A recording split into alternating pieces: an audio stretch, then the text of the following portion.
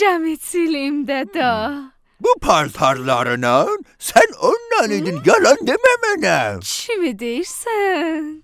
Özünü vurma o yola. Mənə papaq dikirsən, özün gedirsən Xanxuxanın başına kəsən. Yalan demə mənə. Mən də bəyəmişəm, özümün ağlım vardı. Bir də ki, mənə üzünə canı didişir.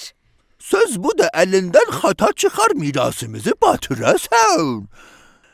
Bilsəsən kimsə badə gedərik. Bilirəm, ağlım çaşmışdı. Onu görəndə istəyirəm tutam, istəyirəm tutam, istəyirəm. Boyun bükəsən. Şayad. Yoruldum, gözümüm tükəndi. Biraz da dayan, o daşı tapaq tapandan sonra heç kim bizim qabağımıza dayanamaz. Heç kim, heç xanların xanı da dayanamaz. Çağırdılar.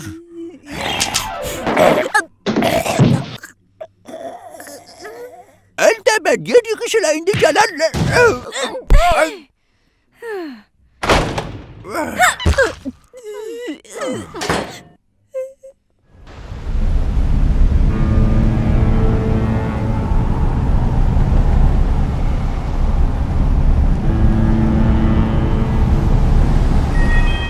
Sayın yolcular, hamımız gəminin ərşəsinə çıxın. Son məqsədimizə yetirməkdəyik. Yaşayışın başlanışından itib batan taysız şəhər üzə çıxdı. Bu siz Buda Xuxanların mədəniyyət beşiyi. Rum və Atendən üstün olan və Təbrizin ayaq torpağı, əsatiri və sihirli Atlantis şəhəri.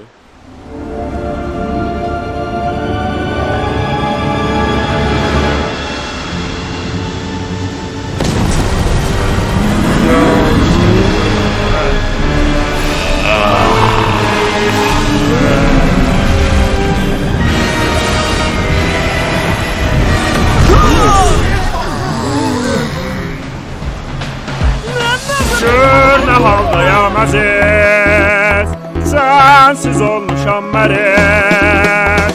Sənsiz toz basan ürək, oldu sənlə tərtəmiz.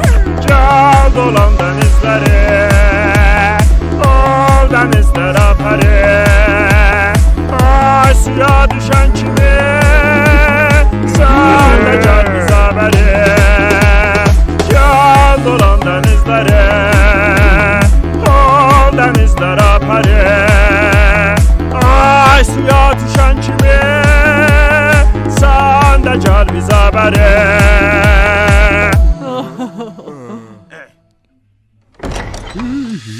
Gör nə haldayam əziz, sənsiz olmuşam məriz.